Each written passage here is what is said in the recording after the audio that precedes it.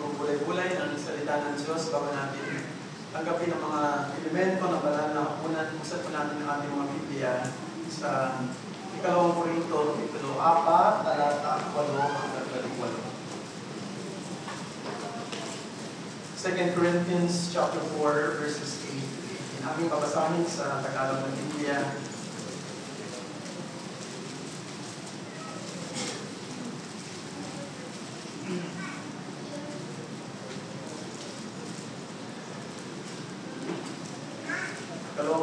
Kapitulo 4, talatang 8 hanggang 18. Sa bawat panig ay pinagmamalupitan kami, subalit hindi nadudurog.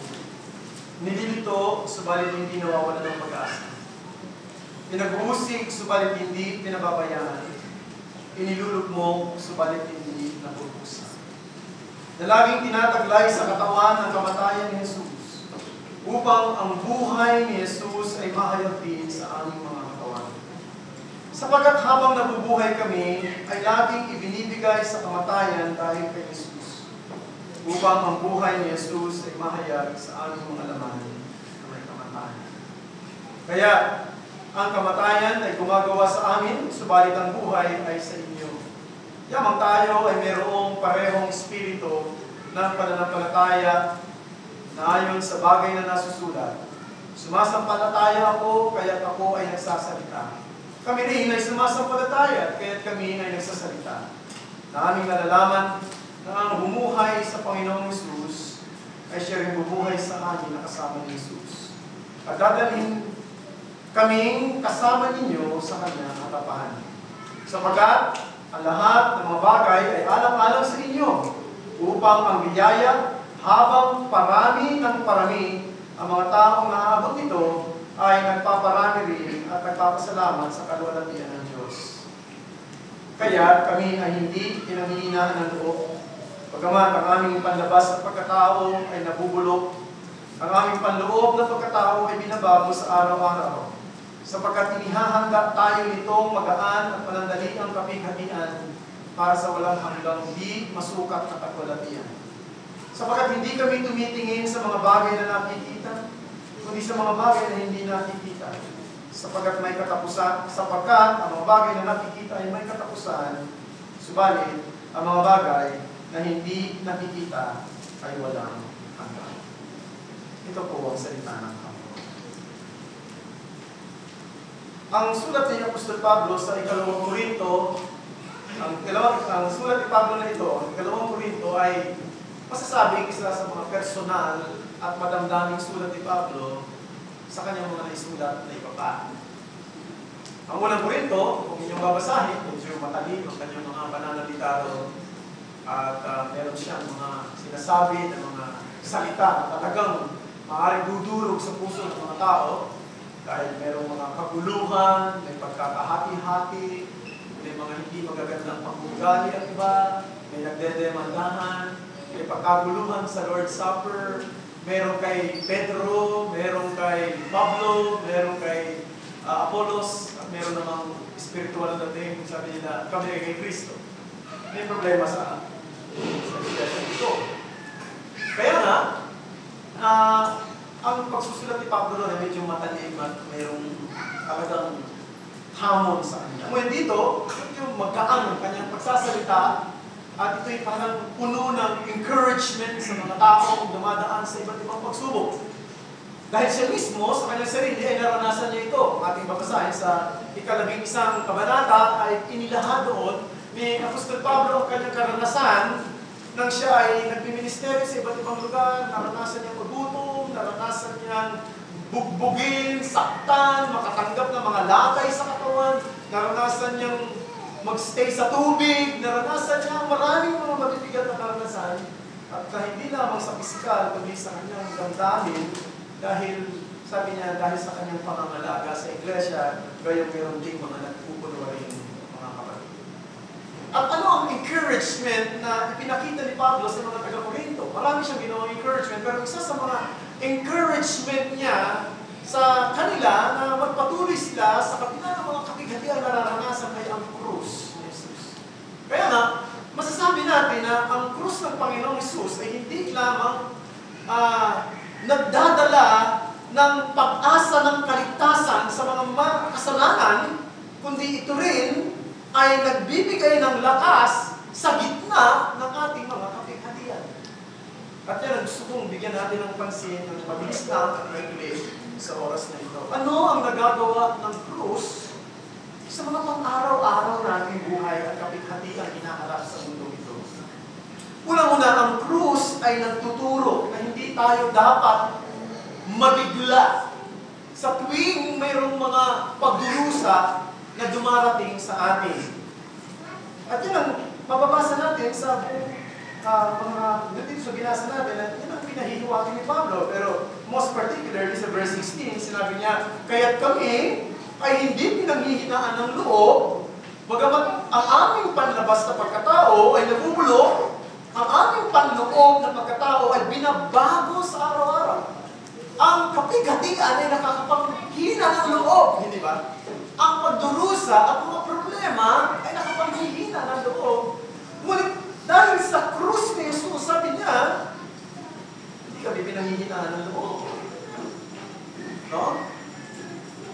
Dahil kahit na ang ating labas na pagkatao ay nabubulok, ang aming panloob na pagkatao ay patuloy namang sabi dito ay lumalago at binabago ako. Now, alam natin mga kapatid na everything is falling apart, no, dito sa ating pagkatao, sa ating katawan. Bahagi tayo ng buong sanglikhang ito na sinasabi doon sa Romans chapter 8 na dumadaing din at naghahangad na dumating na ang araw ng pagdating ni Jesus para dumating ang isang malaking pagbabago muli sa sangsinuko. Gusto rin ng sangsinuko o sangnilikha na makalaya siya sa bondage, no, ng kabulukan at kahirapan. At yan din, dahil bahagi tayo ng sangnilikha, ganun din ang ating katawan. Kahit ganyan din ang ating pagkatao. May nagsabi nga na bawat pintig daw ng ating puso ay parang tunog ng relo. Di ba? Yung relo, tick, tick, tick. Anong sinasabi ng relo na yan? No? Tumatakbo ang oras. Dumarating sa kanyang katapusan ang bawat isa sa atin. We are falling apart. And I don't know about you, pero minsan, may mga iba, ayaw ko lang, hindi ko pa naman nakikita sa amin sa sarili. Pero, napapansin niyo ba na habang tumatanda kayo, at tumitingin kayo sa salamin, ang nakikita niyo, kung ikaw ay lalaki, ay mukha ng tatay mo. At kung ikaw ay babae, nakikita niyo mukha ng nanay mo. Ang ibig sabihin, diba? Patungo mo sa pagtanda, patungo mo sa paghihina, patungo sa pagkabulok. The point is you have to be prepared for sufferings. And the cross of Christ is helping us to have a prepared heart in facing the sufferings. And for a heartache and the cross of Christ, ang mga kasakitan na dumarating sa ating puso and the cross of Christ ay mayroong big role in preparing us for sufferings. And most of people think that the way to prepare for suffering is by having a good job, good education, health insurance, no, eating healthy food, a good family, and etc. Hindi ko sinasabing masama yan. Pero kahit na anong ingat mo sa iyong sarili, at kahit anong ganda ng buhay na meron ka, hindi ka kailanman ma-exempt sa sufferings. No? Tingnan natin si Jesus. He lived a good life, far better than us actually. Wala siyang lousy life. Marami tayong lousy sa ating pamumuhay sa araw-araw. But Jesus Christ had numerous sufferings. He's a victim of injustice. He was forsaken by his friends. He was tortured and even the Father left him. And you may say, no, that's different. Si Jesus Christ yun. Pero ano sinabi ng Panginoon si Kristo sa Matthew chapter 10 verse 24? Sabi niya sa kanyang mga alagad, the teacher nor a servant is not above his master. If the world hates Jesus, so we are. If the world despises him, so we are. And according to our text, dito sa verse 7, sinasabi rito, sa talata 10, sabi ron, laging tinataglay sa katawan namin ang kamatayan ni Jesus, upang ang buhay ni Jesus ay mahayag din sa aming mga buhay. Ito maliwanag na kung tayo ay na kay Kristo, no? Ito'y magbibigay sa atin ng lakas na hindi tayo ma-sorpresa sa mga panahon na mayroong mga pagdurusa na darating sa atin sapagkat kaugnay tayo. At kung siya ang ating guro, at siya ang ating Panginoon, tiyak na mararanasan natin ito, naman mararanasan niya. Kung siya ay kinapuutan ng mundo, pwede din tayo. Kung gusto natin makawala sa ganyang klase ng karanasan, lumayo tayo kay Jesus. Di ba? At kung tayo na kay Jesus, may mararanasan niya natin at ang krus ni Jesus ang magbibigay sa atin ang lakas para hindi tayo masorpresa sa atin. Pangalawa, ang krus ay nagtuturo rin na hindi tayo dapat nalilito sa panahon ng ating mga pagdurusa o suffering. Sa talatang 10, binasa ko na kanina.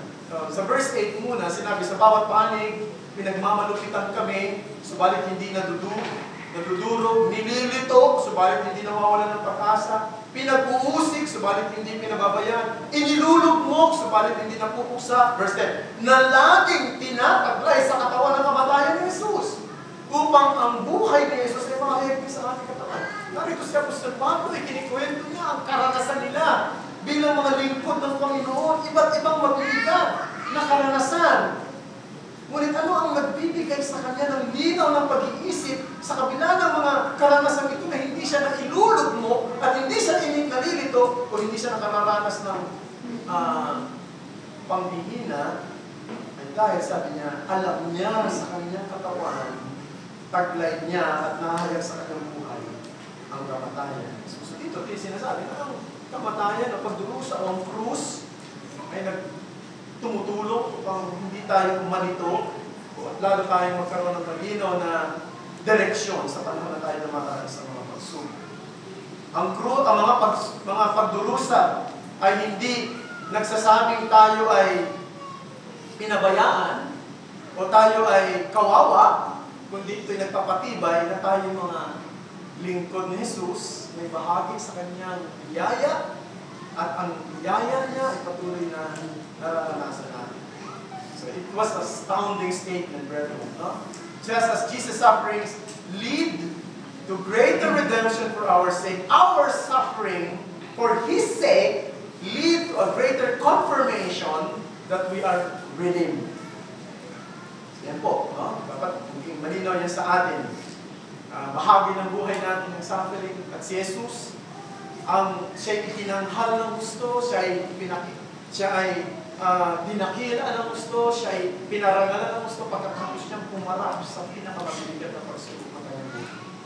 Yang lalo na ang krus ng Kalbaryo ng kanyang at ito ang nagbigay ng higit na karangalan sapagkat sa pamamagitan ng kamatayan ni Jesus, ang hustisya ng Diyos ay nabigyan ng kasiyahan. Dahil sa nabigyan ng kasiyahan, itanghal ang kalmalatian ng Diyos sa pamamagitan ng kanyang kamatayan. At dahil doon, hindi siyang pinarakan ng sanglikha, ng mga anghel at ng magiging Diyos Amay siya'y pinaradalan sa kanyang buhay. Ganun din po tayo. No? Kaya bahagi po ng training natin ay tumaan din sa mga sufferings na ito. If we really want to be a good and effective and happy Christian, we ought to be broken.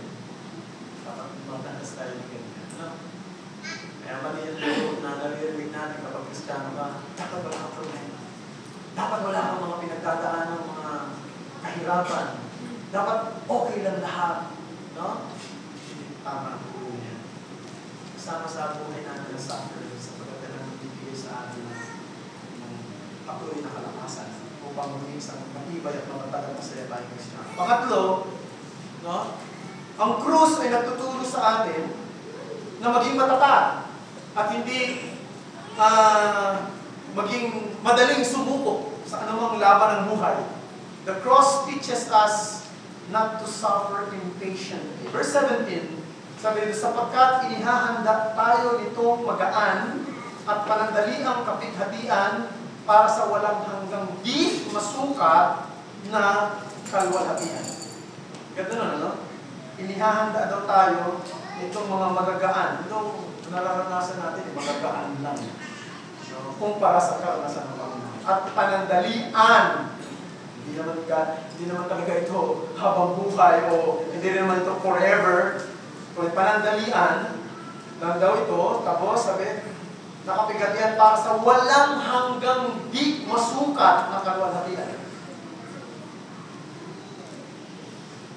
Ewan kung nagre-reklamo kayo minsan kung bakit nararanasan ninyo ang mga bagay na nararanasan ninyo. Siguro yung mga reklamo natin, karamihan naman dahil sa problema, no? Wala naman siguro na nagre-reklamo, dami kong pera. Bakit? Ganda ng trabaho ko. Ba't kaya ganda ng asawa ko? Siguro, wala naman siguro gano'n. Wala naman nagre-reklamo sa mga magagandang karanasan, no? Tulad kanina, puro tayong kain dito. Pagkatapos ng tanghalian, merong bilo-bilo. Nakakain ko lang, may pansit na naman. Ang may masarap na pandisan. Pero ba nagre-reklamo sa inyo? Ano ba namang chance ko? Ito na ang paso ko. Lahat tayo ay nagre-reklamo sa mga problema. Lahat tayo nagre-reklamo sa mga sufferings na dumadating sa atin. No? Yun naman ay nagre-reklamo. Bakit tayo nagre-reklamo? Isipin niyo yung mga tao nung si Jesus ay nakapako sa earth. Isipin niyo sila. Nag-iisip siguro siya, anong saysay nitong sufferings na ito na nararanasan ng tao yan? Ano? Habang ang Panginoon nandun, nakabayubay sa krus, tumutulo ang dugo sa kanyang katawan, no? Mula sa kanyang ulo dahil merong koronang tinik sa kanyang mga palad, sa kanyang mga paa, sa kanyang tagiliran dahil ito'y sinibat, no? Sa kanyang mga likod, sapagkat ito'y puno ng lakay. Ano sinasabi ng mga tao? Siguro sinasabi ng mga, ano pinaggagawa? Ano saysay nitong paghihirap? Ano epekto nito sa mundo? He is a great and good man, yet he is suffering. What's the point of these things? Maaaring yun sinasabi ng iba. Totoo yun. Tanong din niya siguro ng marami, saysay niya. Pero alam natin na nakaintindi na yung paghihirap ni Kristo ay may saysay.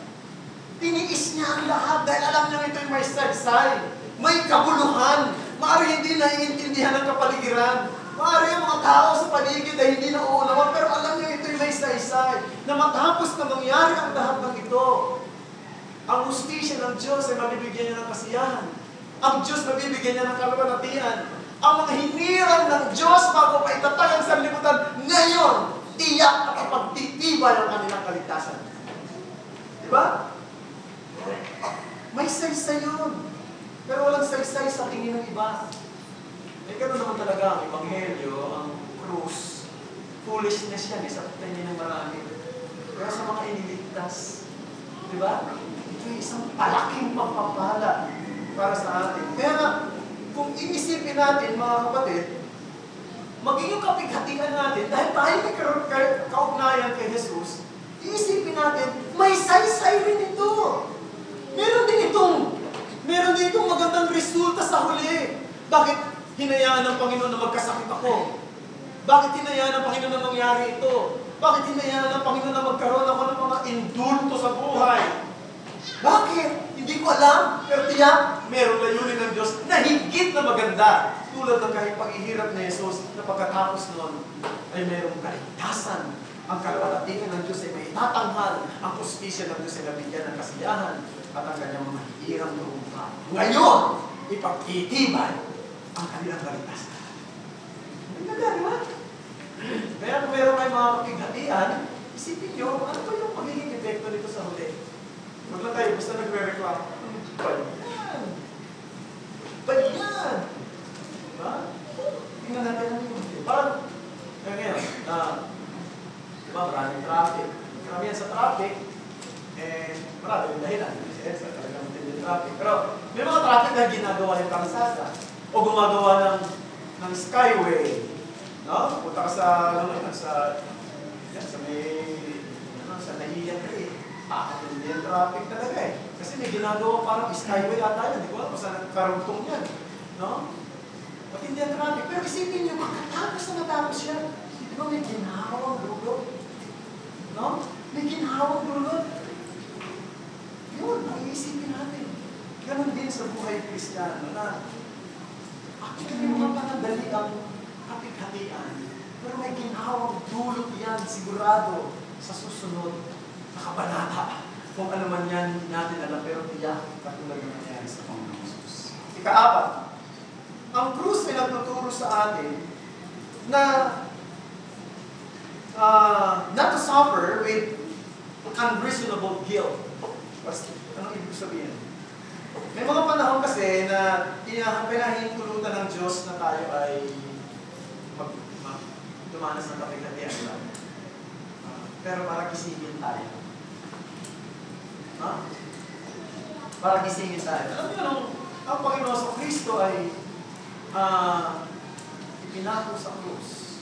Yung mga tao nagkakagulo, di ba? Nagkakatuwaan, merong mga nagsusugal doon sa kanyang balaban, o ano naman, may sumibat pa nga siya sa kanya. Pero meron isang centurion doon na nagtaka sa kanya. O ano na nangyari sa kanya after that? Iba ito. Iba ito. At isa sa mga nakawaka doon, di ba? Naligtas. Noong oras na yun. Sinabi pa nga ng Panginoon sa kakasamahin kita sa paraiso ngayon din. Yung lalaki yun, hindi natin lang pangalan. Wala namang pangalan sinabi. Sabi ka, si Demas daw. Ano namang pangalan dito? Estas yung isa. Sinabi na hindi atay-atayang na yan. Pagkalagay siya kayo dyan. Pero wala yun sa Bible. Pero kung sino man yun, sa hapon yun, naligtas siya mismo sa krus. No? Doon sa oras na yun, naging wake up call yun sa kanya, marahil. Maaaring sa oras na yun, hindi niya pa naiintindihan na nangyari. Alam niya na, pag nanakaw ako eh. Bakit meron kakaibang nangyari nung nakita niya si Jesus? Gising siya. No? At minsan ganyan din tayo mga Kristiyano, may tinuturuan tayo na sa mga kapighatian natin na meron tayong mga suriin dapat. Kung kaya meron akong pagkukulang, o kaya meron akong natutulog ako sa bahaging ito. No? Kaya, merong layunin yan. Krus na yan. Hindi tayo dapat laging, bilingan natin dapat isipin ako, bakit ganun? Ano ba yan? Kung kailan maging Kristiyano, daming problema. No? Baka yan, wake up calls na yun. Baka meron sinasabi ang Panginoon. Pagka, di ba? Nakita mo yung anak mo, nagsinungaling. Ano gagawin mo? Di ba? Kung ikaw totoo, matino kang ama, at matino kang magulang, you will bring some discomfort doon sa tao sa anak mo. Maaaring parusahan mo siya, pero hindi yun revenge. Kundi disiplina yun eh. Disiplina yun para sa kanya. Kasi gusto mahal mo siya. Eh ganun din tayo. Minsan, yung mga pamamaraan ng Diyos, pangagisingin tayo eh. No? Dahil sa problema mo yan, dahil sa kapighatian mo, mag-iisip yung kalalagayan mo, yung puso mo. Sufferings could be a wake-up call. Dahil sa katamaran, amad ka kasi, ngayon, hindi gumana suffering sa'yo, doon mo naisip, tamad ko eh. O from indulging ourselves to the things that are not beneficial to our soul. Maybe that sufferings will wake you up. Naisip mo, marami ka mga pinagkakabalahan mo na naman. Pakinabang talaga eh. Sa kaluluwa mo eh. No? O maaaring meron kang kasalanan na ginagawa. No? Inaalagaan. Kasalanan mo yan. Wala nakakaalam. Tinatago mo. Biglang na dumating na sufferings. Ayun, nag-isip-isip ka. Pero lahat ng yan, mga kapatid, hindi ginagawa ng Diyos sa atin para maghiganti. Kundi bilang kanyang mga anak para disiplinahin tayo kung tayo maging isang better person. God is not abandoning us, though sometimes we don't feel His presence in our lives. No? Yan ang ibig sabihin ng verses 8 and 9. Sa bawat panig, pinagmamalapitan kami, subalit hindi na niluluro, nililito, subalit hindi nawawalan ng pag-asa, pinag-uusik, subalit hindi kinabawalayan, nilulugmok, subalit hindi napupuksa. Pagkatapos sinabi niya, sapagkat tinataglay namin sa katawan namin ang kamatayan ni Jesus. Kung inisipin natin yung mga salitang yan, ang sinasabi niya, na maging itong mga kapik-hatian at kahirapan na dumarating sa atin, hindi ito expression na nilayuan na tayo ng Diyos. Bagamat pagkaminsan, parang malayo siya eh. Di ba? Pagka meron kang problema, masang si Lord? Pero hindi ka talaga nilayuan. No? Kundi yung ang katotohanan, dinidisiplina ka lang niya. May pinakaalala siya sa iyo. The pressure, the perplexity, the persecution and strife were not meant as a judgment, but as a form to make us a better person for Christ. Alam niyo ngayon, laging pinapakita sa FB yung yung ginagawa ng mga ISIS. Pinupukutan nila ng ulo yung mga Christian daw ito. At natutuwa ako kasi ang dami sinasabi si John Piper, ibang mga kilalang mga Christian preachers sa ating panahon ngayon. Meron din sila mga sinasabi patungkol sa nangyayari ito at dapat natin maging attitude, no?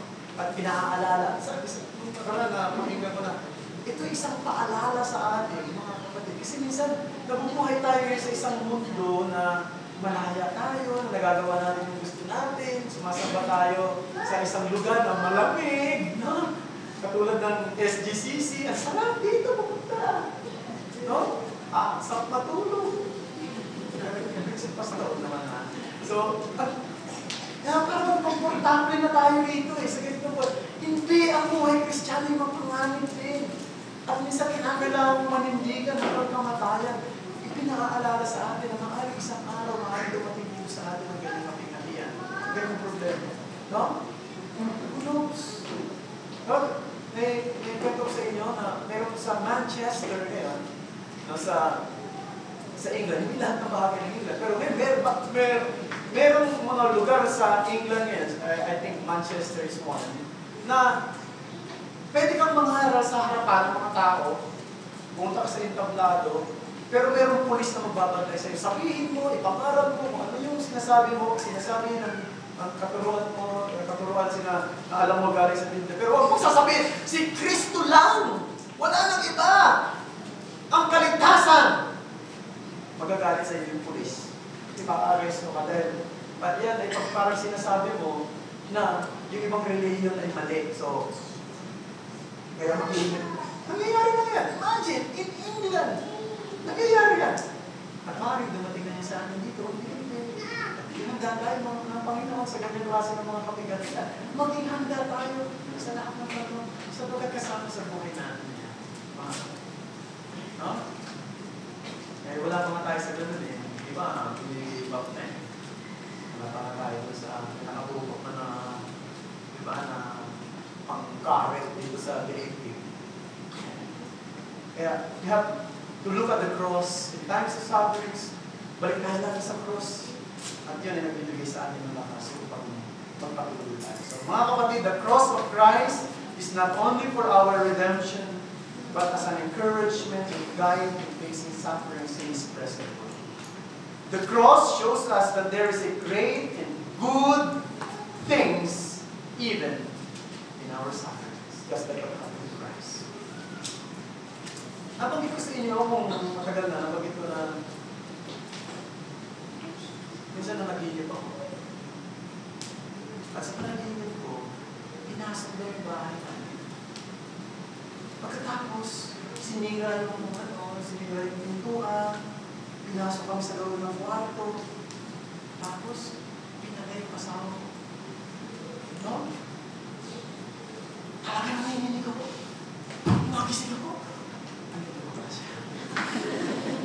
Panaginip na. Pero ano yung mga kapatid? Totoo yan. Nung naginip ko, nakatingin ako sa asawa ko. Parang nag-iba yung tingin ko sa kanya. Lahat ako nakita. Mahal na ba yung asawa ko sa akin? No?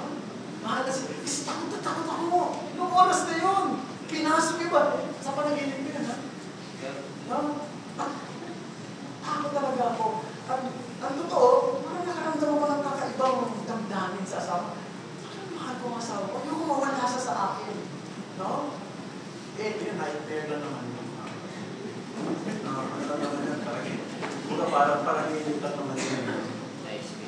Lang yan, ha? Hindi naman totoo yun. Pero gusto ko sabihin, na minsan pinadadaan tayo ng Panginoon sa mga sufferings para matapos tayong dumaan doon. Babalikan natin siya, hindi na natin. Salamat pang lalo kitang Lord. Dahil sa ginawa mong paghihirap at sa naranasan mong ito, lalo ko nakita ang iyong kabutihan, ang iyong pag-iibig. Now, I appreciate your love. And I pray that you will continue help me grow in my love. Diba sabi ng Bible, you love Him, diba? We love Him because He first loved us. That's the wonder of the cross. The cross helps us to appreciate more how God loves us and how great salvation is and how to face sufferings in His presence. Let us pray. Panginoong Diyos, salamat po sa mga salita ng aming pinag-ulay. Sulat mo sa puso namin lahat. Sana ito ay inyo po pagpalahin. Sa pag-alaala namin sa ginawa mo, muli, bigyan mo kami ng lakas. Kasi maintindihan namin lalo pa maging malalim sa puso namin. At hindi ito maging ritual, maging mechanical, maging routine. Hindi ito isang gawain, palalagpasin lang namin dahil ganito ay unang araw ng isang linggo o ng linggo ng buwang ito. Kundi ito ay isang meaningful activity ng aming church. Because through the cross, you have shown your love. Through the cross, pinakita mo na may saysay, may kabuluhan, may kahulugan ang kapighatian. Minsan hindi namin nakikita ito eh. Minsan short-sighted talaga kami.